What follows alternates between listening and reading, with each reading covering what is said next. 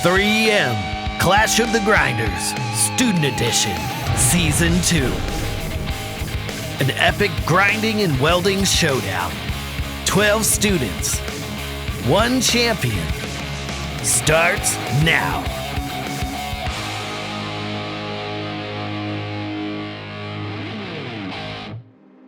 Previously on Clash of the Grinders, competitors' grinding and finishing skills were put to the test, with Ren emerging as the top contender with the highest point total in round 3.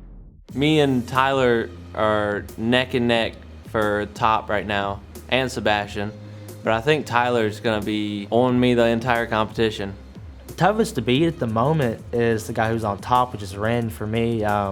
Everybody's talking about how they have flux cord experience and everything else like that and a bunch of TIG, but he's the only guy in here really who has as much MIG experience as I have. So, yeah, he's definitely someone to watch out for, and he's probably my biggest competition at the moment. Now, get ready as these competitors face a daunting weld test and their first elimination. Caleb excelled in that last competition, you know. That may just be his deal. It may not be this next one. He might be even better at. So, of course, you never really know what that guy might be capable of, but I know he's behind me. He's going to be gunning for me. I seen Jasmine, and her welds are like, oh boy, what am I really going against now? So I think she could move up really quickly.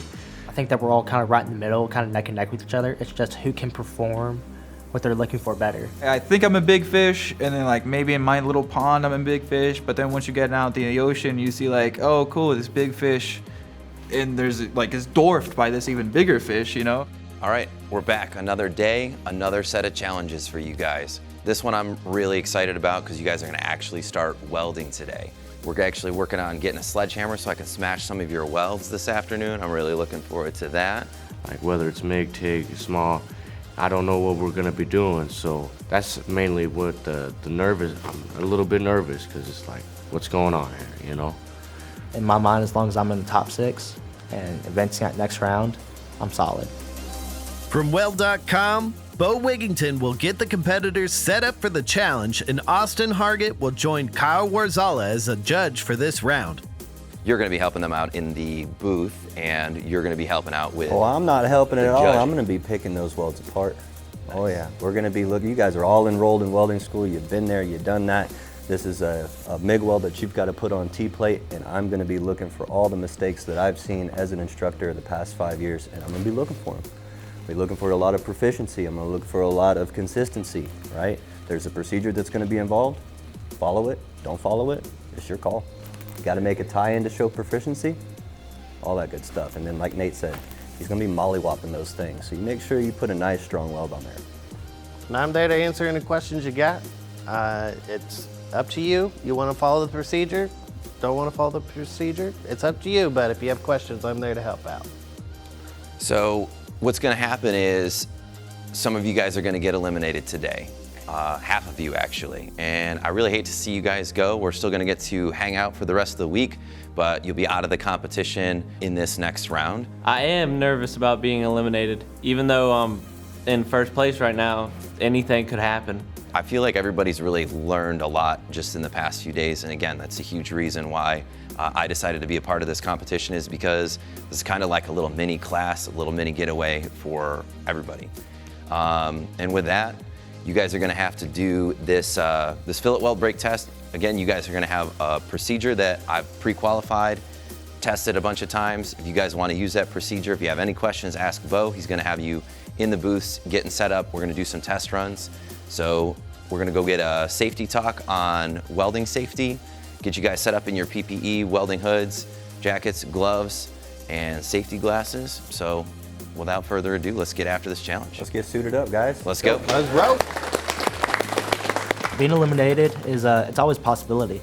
A lot of the lower places in this competition, it's like a 1 point difference. So this next competition can make or break a lot of these people. Once again, the competitors are outfitted with 3M's latest personal protective equipment, including advanced gear for respiratory, welding, hearing, and eye protection.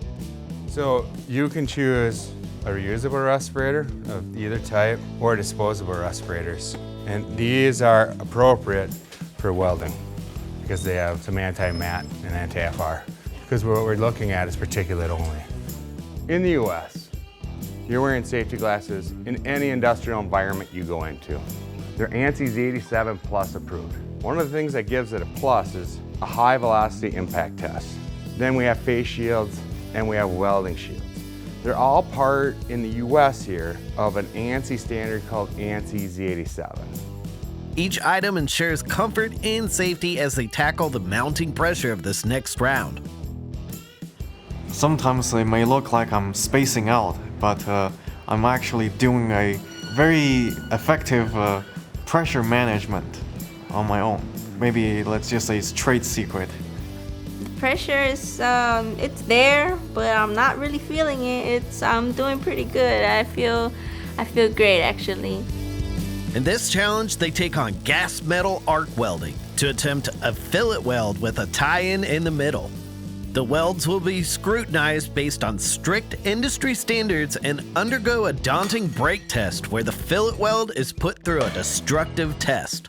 It's important to take things not too fast, not to let your mind wander about what's and ifs, and I think that's gotten some people. In this round, Bo demonstrates how to program a welding machine using the Welding Procedure Specification, WPS. I think I'm just gonna knock this one out the park like I did last time. The competitors then head to the bays to try to flawlessly complete a fillet weld on a T-joint. We're doing 3/16 instead of a 1/4 inch, and I'm used to a 1/4 inch weld, so I got to get it a little bit smaller, but it shouldn't be too much of an issue. It's anybody's game right now. Whew. All right, here we go. You've been waiting for this one.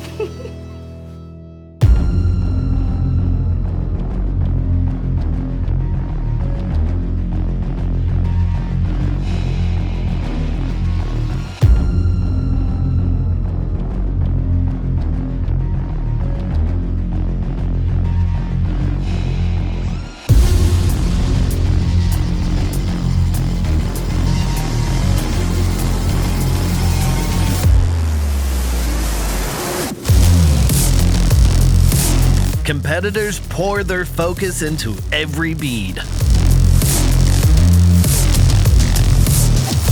Competitors can earn up to 15 points from each judge for meeting industry standard criteria. The stakes are high as they strive for perfection in both technique and durability. Who will rise to the occasion and secure a spot in the semifinals? The sparks will reveal all.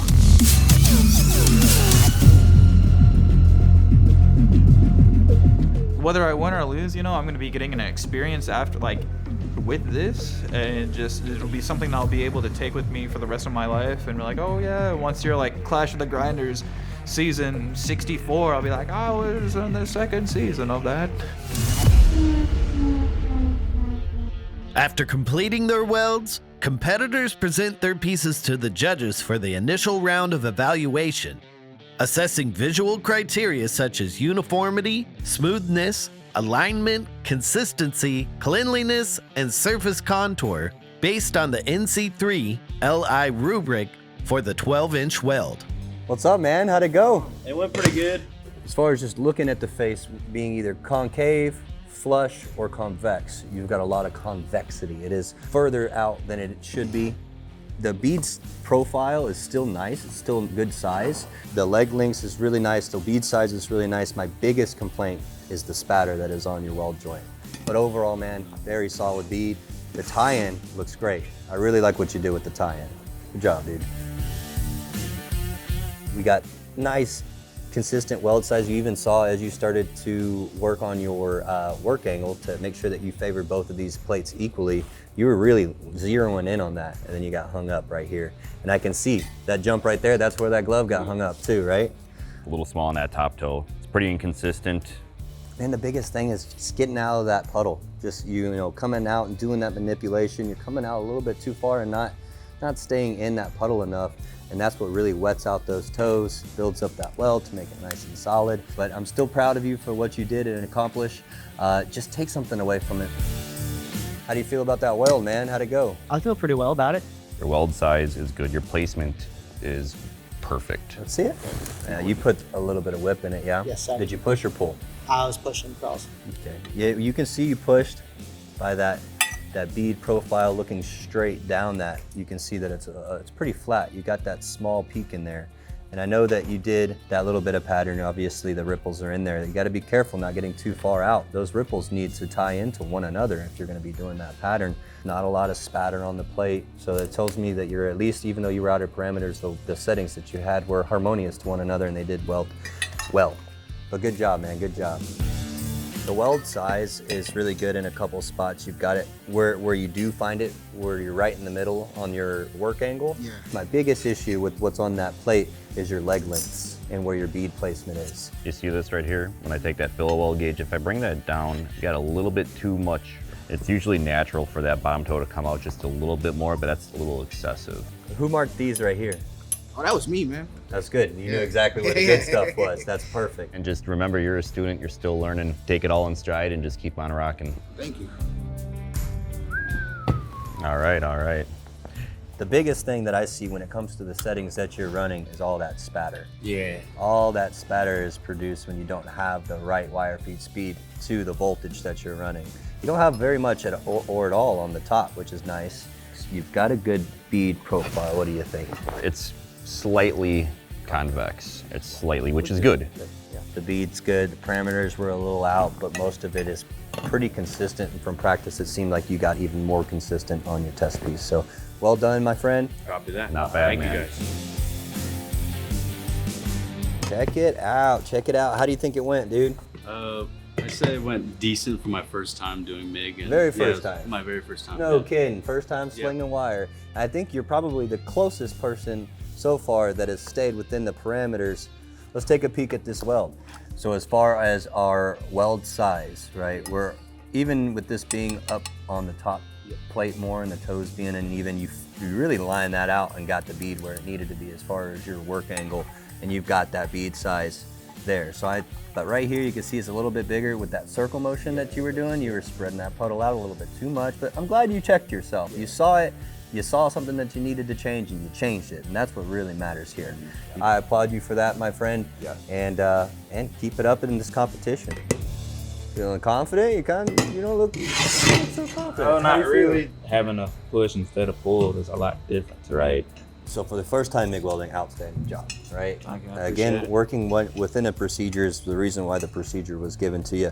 And one thing that, you know, the whip pattern is something that everyone loves to do because it lays down those pretty little ripples. Yes, sir. Everyone loves to see those ripples, but if you get too far out of that ripple, lack of fusion, it's a little risky, but it can be done. Yes, sir. Thank y'all. Yep, keep up the hard work, man. Thank you. Clean weld, the tie-in looks good, looks blended in. The only thing, just right off the bat from what I'm seeing, is just a little inconsistency on the toe size. Looks like you fought your consistency a little bit. Went a little too fast on that first portion of it. Profile, the weld and placement, very good, very good.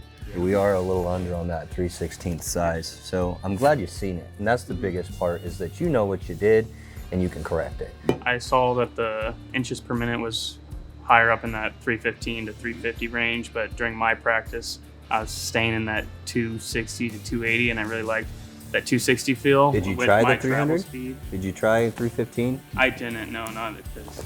Yeah, you didn't know the procedure yet, right? Yeah. That's what really makes a good welder, is someone who can forget everything that they thought and just follow the rules. And we just were a skosh out of parameters, but overall, good, solid MIG weld, man. Thank you. That's a clean bead. You know, I see very, very little spatter on this. You're one of the closest to staying within those welding parameters. So, and that's one reason why this plate is so clean, is because you had the parameters set properly. The bead size is really good here at the start, right? And then we have that tie-in that's a little heavy with that little bit of stuff. Typically in the short circuit transfer, you don't get as much spatter as well if you drag it. It's not a whole lot that you need to worry about as far as push or pull until you get into those thicker plate sizes and actual spray transfer. And great job, Jasmine. You have anything else for her? I'm just looking forward to seeing how that's going to hold up to a sledgehammer. Good job, Jasmine. Thank you. Before I get into that, I want to applaud you because you are the only person that followed the weld procedure and stayed within your parameters. So I'll give you that. That is well done. I'm glad that you're taking the advice from your coaches and you're paying attention to the procedure and you followed it to the T. I appreciate that. Now I want you to take a good gander at this weld. And one thing that you can tell a lot about it is the heat affected zone. You see all this blue coming way outside your weld? You say you don't have a lot of it over here. Right. If I had to guess what was happening as you were welding, we haven't made a tie-in anywhere in this joint. You can be trainable. If you follow the direction, things are gonna turn out a lot better. You listen to advice like you have been doing, you're gonna see more success, okay? So keep that up. Big man. This guy, look at those big old stacking dimes, man. Oh boy. Well, with the voltage you were running at 20.3 and 306, I mean, you got some volts in there and you definitely wetted in the toes. When you were welding, everybody wants to see those roll of dimes and whatnot. So you're forward and back. You're going just too far back and too far forward with it. You gotta watch that puddle and make sure that puddle is consistent the whole way through. When you start to lose focus on that, the toe of the weld is gonna suffer. But I think that it's good. I think the placement of the weld is right where it needs to be. Last one of the round. How do you feel you did? I feel I did all right for the most part. There's a couple things that I would have changed up. You see how it's like a gray and brown weld? It's because you didn't have enough material deposited with the voltage that you had. So that's why you're gonna have that, I call it like a crisp or crunchy kind of weld. Right? You probably saw a little bit more of bigger balls of wire dropping off the end into your puddle. As far as the weld size though, you know, Looking decent from right here. It's pretty decent. The bead size is there. For the most part, it is the size that we need.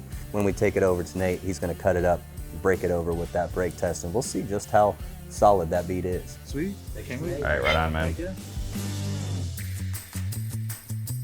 After the weld is evaluated, each competitor selects a 4-inch portion of their piece to stand up to the brake test.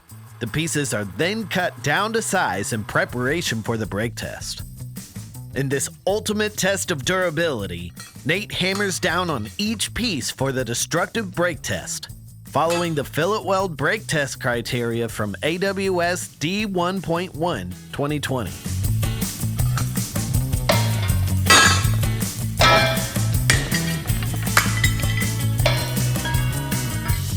Judges Kyle and Austin now evaluate the brake to assess weld penetration, strength, and integrity. Who will pass or fail? A twist of fate could dramatically alter the path to the semifinal round. You know, I'd like to say it was an interesting fillet weld brake test, but we kind of saw it coming, being that we were working out a procedure. Every single one of them were working out a procedure. No good. So what we're looking for, right, is we're looking for the vertical member if it actually had material welded to it all the way down to the root. Correct. So you'll see some of it where it has blemishes, where it's ripped away the steel at the top, but we want to see it, the proficiency all the way down to the root. Right. And the problems that we've seen is we still see that hard line, those hard edges across every single plate. There might be a skosh here and there, but the objective is to get this entire weld tied in to that vertical member and the bottom member. Yeah, and it's also a shame that they had a 12-inch length to work with, and they were able to pick out what they thought was their best 4 inches, and still. Just goes to show to follow the procedure. Exactly, So, exactly. Pass, fail, that's what it is. There's no point system, it's either pass or fail. So fail, fail, fail, fail, fail, fail, fail, fail, fail, fail, fail, fail. But hey, they still got other points to add up and tally up. This wasn't the deal breaker. We still got a good run and we still got good welds. But I think they all learned something from this experiment. Well, absolutely, because now they know if you're given a resource, you have to utilize it. If you're given a procedure, you got to stick with that. And I mean, we had one person follow that procedure, and if they would have a little bit more training, they would have aced it. I think if everybody here would have followed that procedure, we would not be saying fail, fail, fail. Yeah, it'd be really, really good. So. I'm excited to see their faces. Me too. Oh man, get the tissues.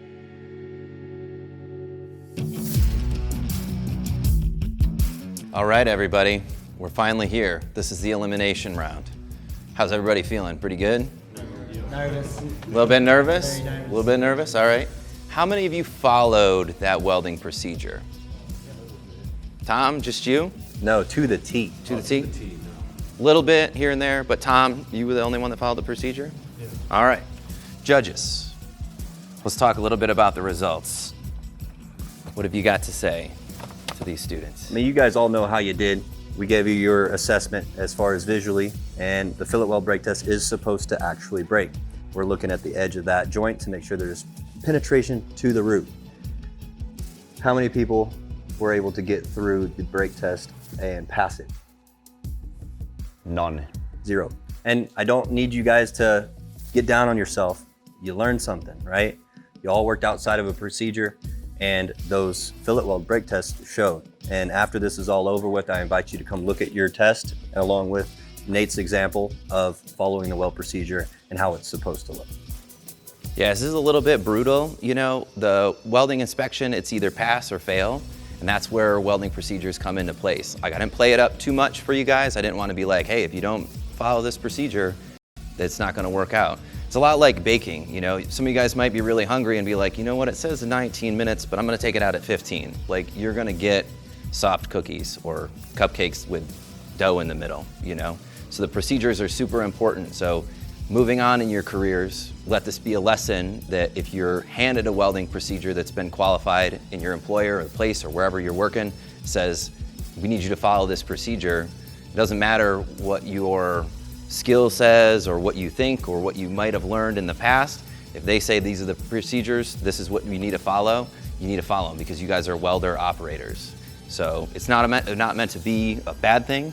We purposely did this to shed light on the importance of these welding procedures. Oh yeah, if I did it all over again, I would follow the procedure that was on the paper.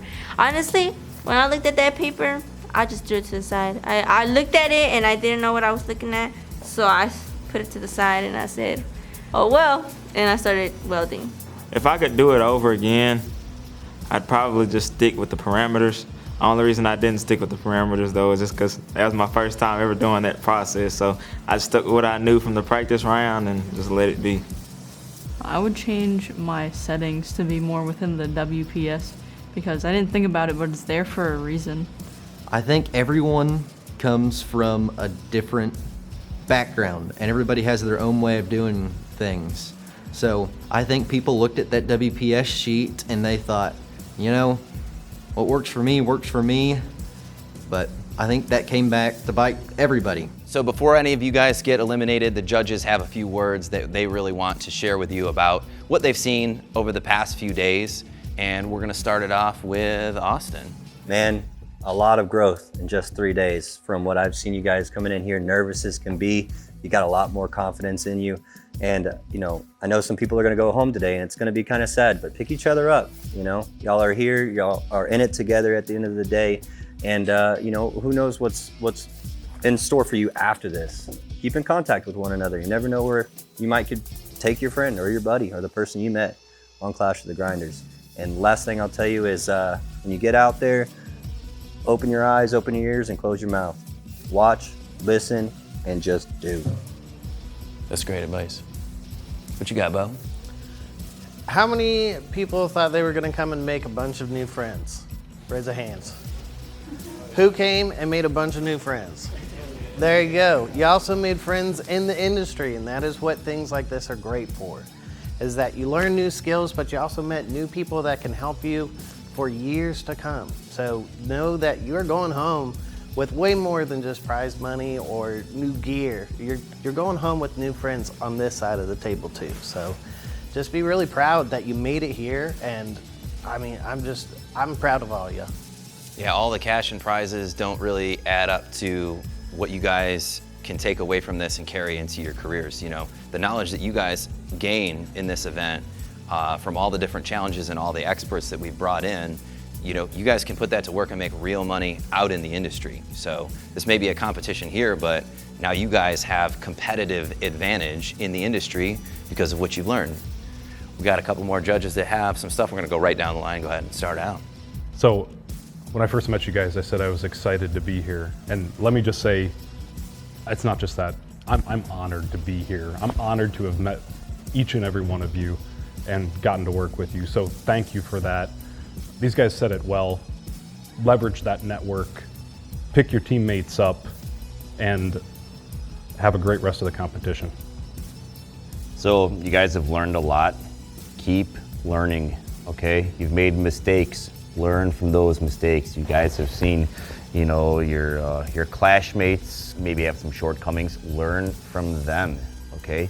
If you stop learning, you're gonna get real complacent, real stagnant, and then you're just gonna be stuck in one spot. Really push yourselves, all right? I think a lot of great stuff has already been said, but one more thing to add is be proud that you're here, right? There are a lot of people that applied to be part of this, so you guys getting to this point is a really big deal, and it is exciting to hear all the different things you've learned and how you guys are treating each other so well, so it definitely makes us proud, so thank you guys. That's great advice for everybody. Now let's get to the hard part. The winner of this round with 25 points is Tyler.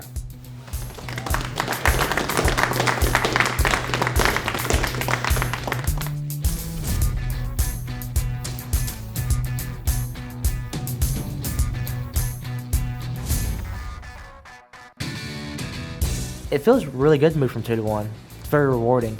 I think everybody in there worked hard, but me and Ren were kind of tied there, and you know, he kind of stepped into my area of expertise a little bit, and had it been a stick test, he probably would still be in first, but I mean, it all worked out in my favor, so. The last round shuffled the standings, leaving the semifinal spots up for grabs. Tyler, Ren, and Sebastian, step forward, please.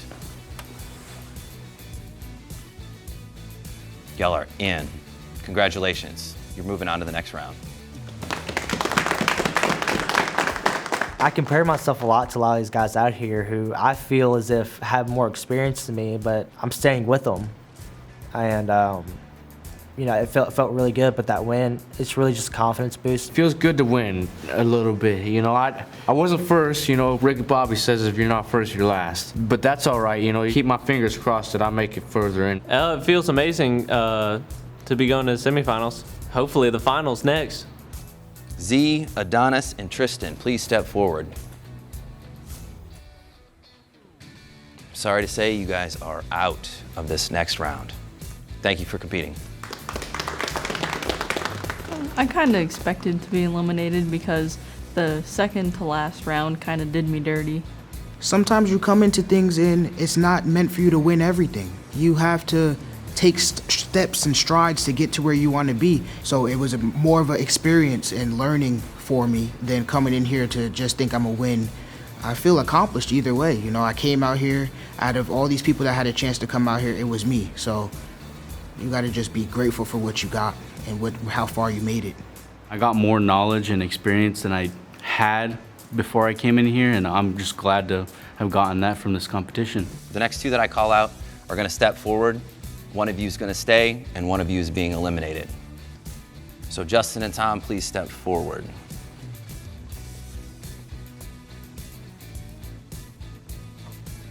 Justin, you are in. Tom, you are out. Sorry to say. Thank you guys for partying with us. Good job, Tom. You did a great job. Honestly, it felt really good when I was eliminated in front of the judges. It was a weight off my shoulders, and the moment I saw Nate smashed my weld in about 2 strikes with the sledgehammer, I knew something was wrong. Nate brought us to see what we did wrong in our welds, and it was incomplete fusion.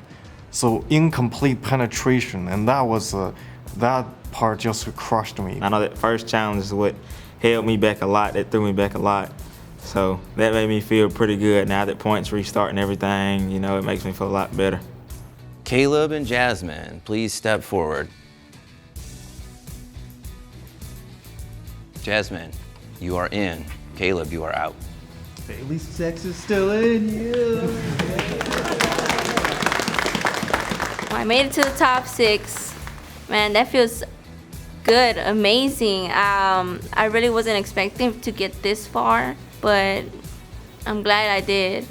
Yeah, I got crushed by being eliminated, but all this experience and being able to learn and just still being a part of this, I mean, this is like a whole like welding event, you know, history in the making. So and to be a part of this, you know, like, even if I was just like a soldier for like Alexander the Great, you know, he's still like momentous, you know, like not everybody can be king or queen, but, you know, still to be a part of that moment and say, hey, I was a part of that, you know, like, I think that's pretty awesome. So Titus and Connor, last two, what do we got?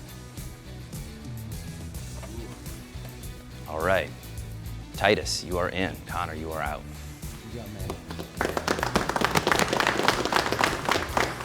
I think I got in by the hair of my chinny chin chin, and the hair on my chinny chin chin is real thin. I'm pretty amazed I got in. Obviously, it's very disappointing to be eliminated, especially when you were in that top 6 at some point and you were kicked out.